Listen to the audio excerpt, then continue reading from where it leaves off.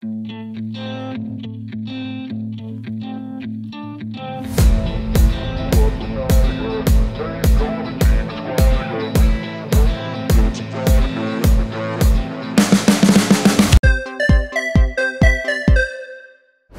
na nga guys ang toy na review natin for today. This is the Pocket Titans Connect Collect Combine, and this one is Ghost Recon Base. Now, just a short story lang about this particular toy na review natin. Dahil gusto ko yung mga ganitong klaseng figure, and nung nakita ko yung design niya, almost identical dun sa iba ko pang collection. Gusto kong malaman kung sulit ba siya sa price niya, kung okay ba yung articulation niya, ano yung mga gimmicks niya, and pag lahat yun okay sa akin,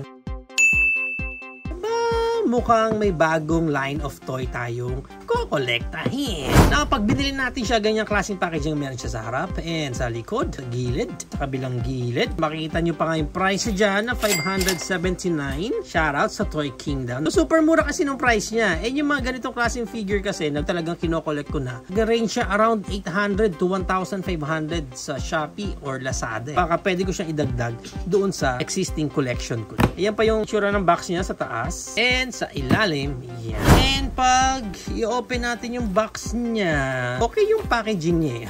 May ganito pa siyang nakalagay. Caution. Pag unbox mo pa lang, may gimmick na sila eh. Oh, nice. So, ito ang itsura niya. Reminds me of yung mga mechanical base, Gundams natin, or even sa mga stand, ng mga Transformers natin. It's like same eh. But yung feel niya, medyo di ganun ka-quality na yung plastic. Alam mo agad, iba na yung quality ng plastic niya dito. Tanggalin na natin siya.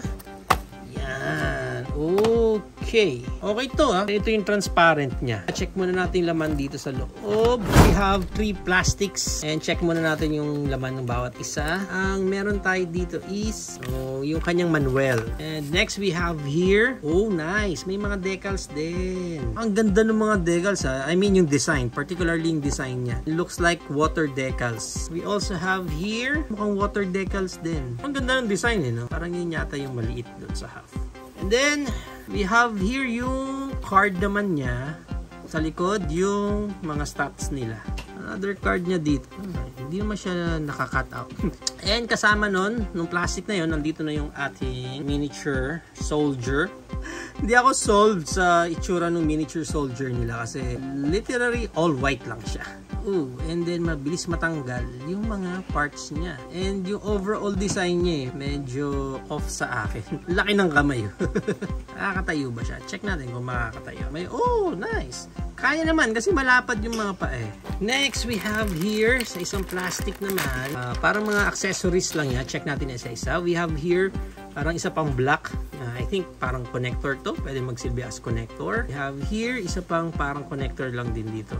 And then we have here, may tali siya. Siya ditong dalawa. Parang armory or barricade. Hindi pa sure kung para saan, pero all black lang eh. Para siya yung malagay ng mga katana. And meron pang isa niyan. Ito naman. Meron siya dito accessories na parang sword or knife niya. And then meron siya dito yung kanyang baton. Mukhang baton. Mukhang batuta. And lastly, dito sa last plastic natin, nandito na yung ating parang main mecha or main figure. Check muna natin design niya. Okay. So, yan ang itsura niyan sa harap. All white lang talaga siya. Okay. Yan. Sa ibabaw. Sa likod. And sa ilalim. And then, may mga kasama na rin siya na parang accessories dito. Pwede mong matanggal yung mga accessories na yan. Mga pegs pa siya dito. Tulad nito nasa hands niya. Parang holder or something. Itong dalawa na to, dito pala siya ikakabit sa side niya. Yan. Pag ganyan. So, parang stand nga siya. Yan. Okay? And right now, i-check muna natin itong parang platform niya dito. Klasin muna natin lahat para makita lang natin parang pinaka-itsura niya. So, meron siyang dalawa dito na white.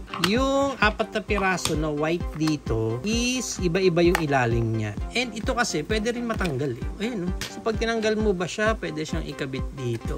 Looks like pwede. Ayan, no? Pwede rin. And this one, iba naman yung design niya. Then this one, ito mukhang okay to kasi this one is like a manhole. Then we have here, this one, iba rin yung design niya. Ito, siksik mo yan dyan. So mukhang dito nga. Then from here, ito pwede mo yatang i-connect either kahit saan dito sa mga connections din niya. Yan, so pwede mo i-connect yan dyan. Yan, so ganyan ang itsura niyan. Then from here, pwede tayong mag-connect ng iba pa. Yan. So, nasundan lang natin yung sa pinaka-manual lang. Parang yan daw yung pinaka-itsura niya. This one, itong tali natin na to. Ang zipline niya pala to. Yung pala yun. Okay? So, pwede siya mag-zipline. Yan. Ang hindi ko alam kung saan natin i-connect. Dito sa manual nila, nakalagay lang yung line. Saan kinonek? Misleading na manual na naman. Ang pinaka-idea kasi dito, pwede pa kayong bumili ng iba and then ma-create mo nga siya na mas malaki. Ang hindi ko alam is ito kung saan siya ilalagay. Wala akong mapaglagyan nito eh. Wala or so parang ganyan lang siya. Parang pang display lang. And check natin yung height niya. He's around mga 3 inches ang taas no.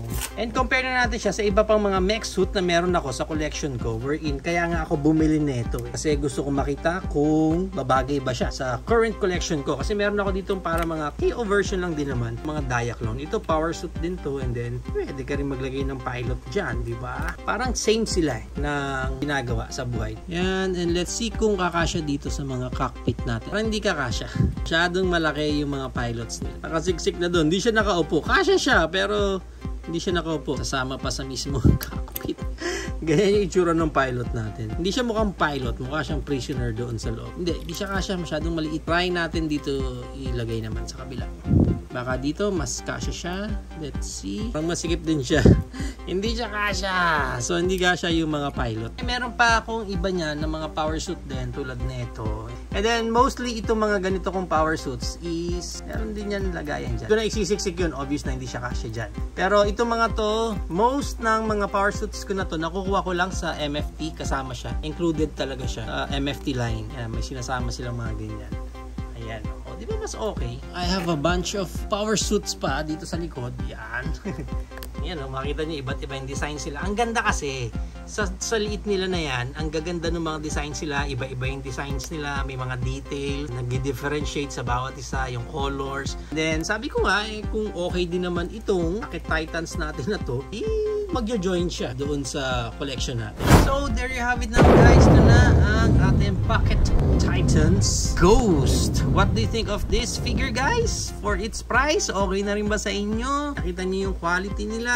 Pwede na rin ba sa inyo? Nakita niyo naman dito sa the rest ng collection ko. Tingin niyo ba, babagay siya dito? Ang isa sa pinakamalaking downside na nakita ko dito is that hindi man lang sinabi sa atin kung para saan to.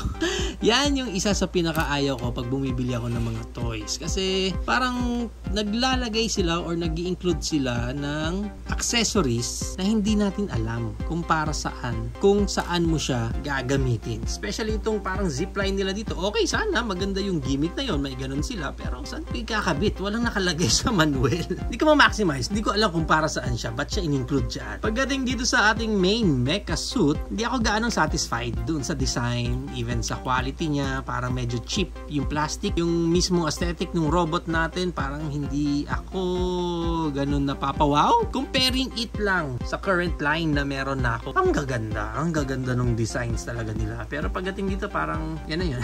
May mga part siya na mabilis matanggal, especially dito sa pilot natin na to. Hindi ko na nga rin gusto yung itsura ng pilot nila. Ang laki nung kamay, manas na manas, and may mga certain parts pa na tanggal ng tanggal. Hindi magiging enjoyable itong laruan na to. The only thing na parang mukhang okay sa akin, itong kanilang base. Kasi parang mas malaki pa yung playability na itong base nila. Although, hindi rin ako ganun ka-happy pag galing dito sa base nila na to. Kasi, ayun no, may mga gigewang-gewang na part dito eh. Medyo clumsy mga connections niya. Masyadong maluwag. Okay pa rin sa akin itong mga ganito. Galing din dito sa mga Diaclones natin. Ang isa lang sa pinaka natutuwa ko dito is itong kanilang cushion na handle from the packaging. I don't think na bibili pa ako ng iba nito from this price. I don't think so na kukuha pa ako ng iba nito. So, for me, it's a no.